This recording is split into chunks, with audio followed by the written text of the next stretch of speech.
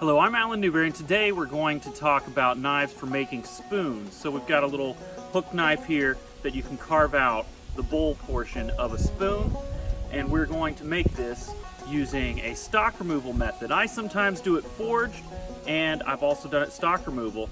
And this method right now, I'm going to show you how I put this bend in here without actually using a forge. So we're going to make this knife right here, and then at the end of the video, Ben Orford is going to tell you a cool way of protecting yourself and protecting this blade. So let's take a look.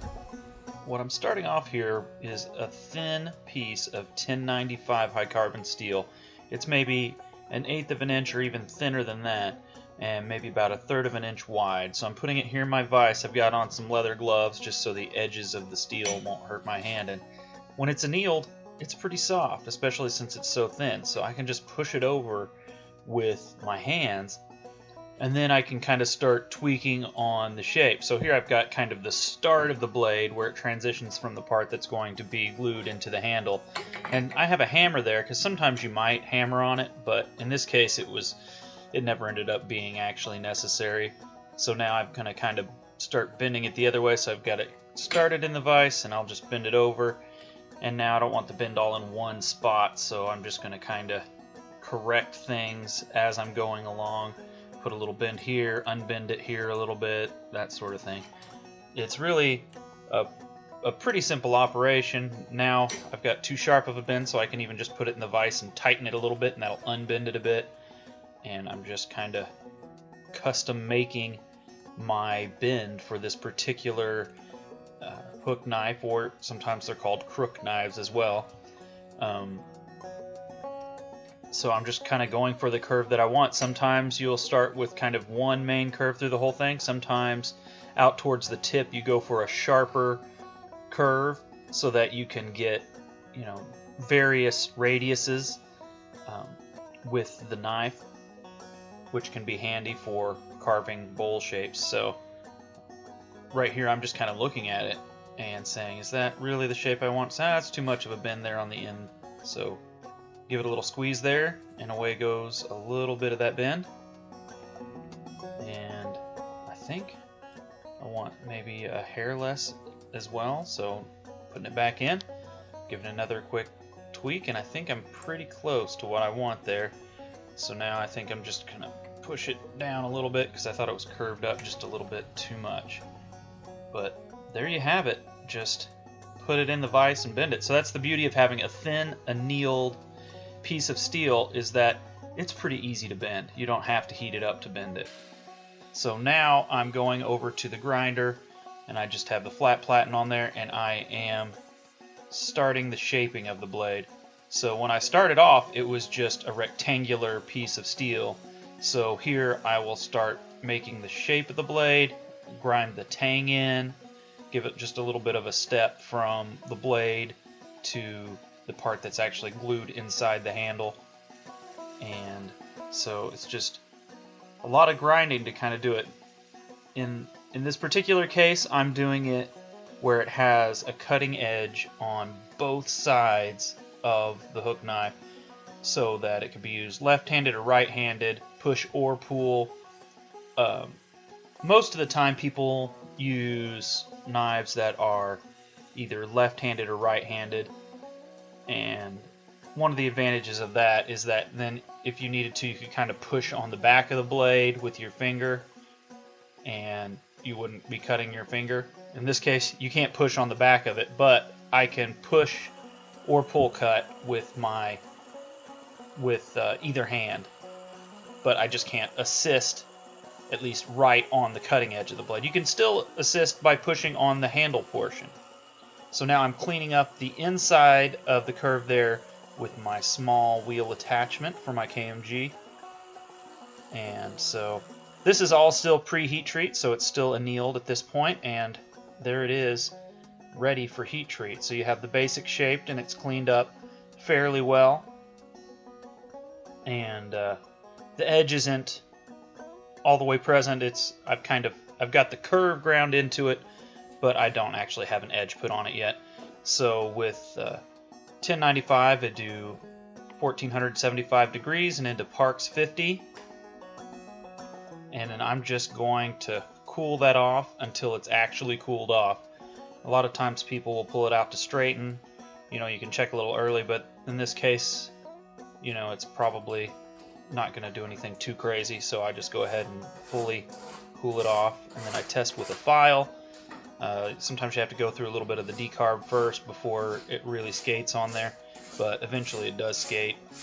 And so this was nice and hardened, and so that means that I can go and get ready to do some tempering, which I will do in my home oven.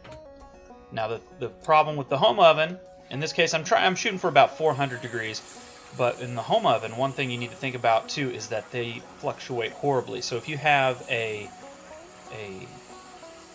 heat treating oven, they're way more accurate. And here I am using my radius platen here that will help me to smooth that edge, and I'm going to get it kind of sharp there, and then I get it sharp there on kind of the slack portion. So using both of those helps me to kind of blend everything, and then I go over to the buffer, which is not necessary. So it's actually one of probably the most dangerous tool in the shop, people say. So you have to be very careful with it, and you don't really have to buff it.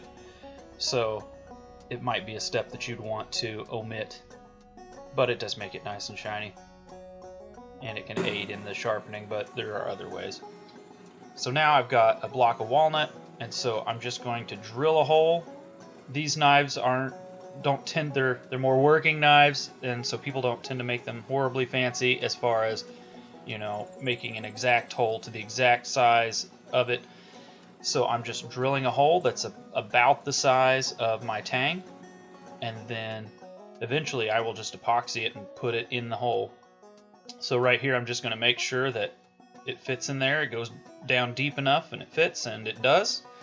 So then I'm going to go to my bandsaw to give a little bit of a basic shape, and go over to the grinder and do the rest of the shaping.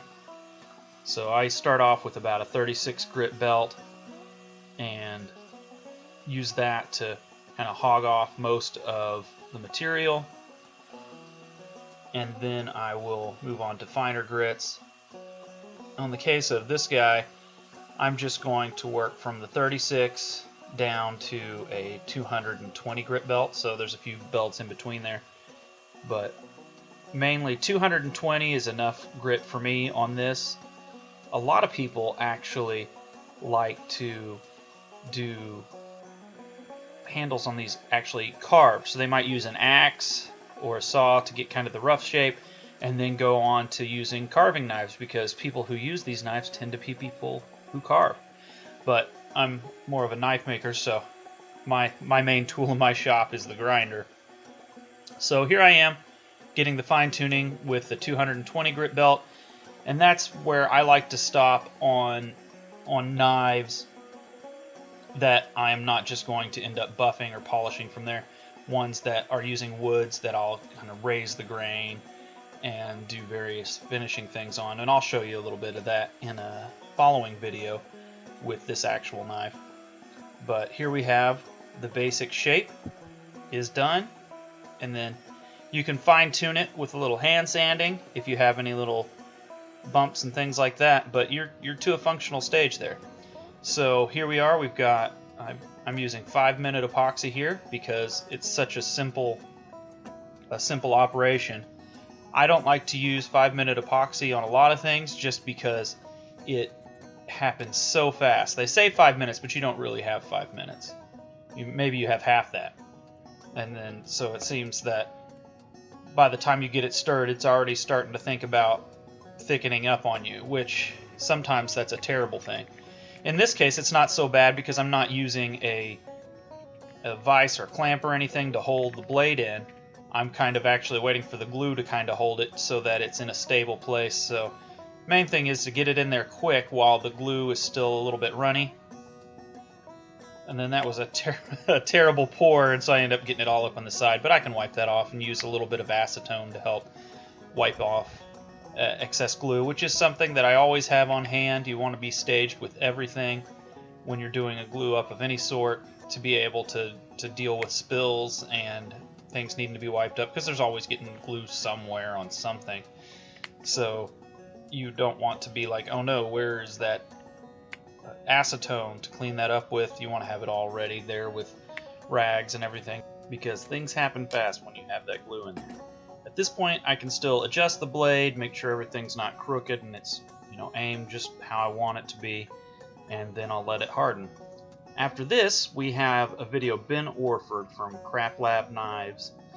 He is going to show us how to wrap a blade to protect both you from the blade and to protect the blade from getting nicks and things like that.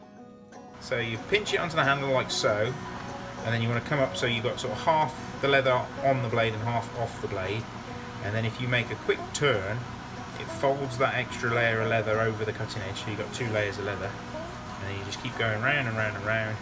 You get to the end, go round your finger, and then you can just pull a little bite in there, so you've got a protected blade, but as soon as you need it, you just pull that bow and you're ready to start carving your spoon then.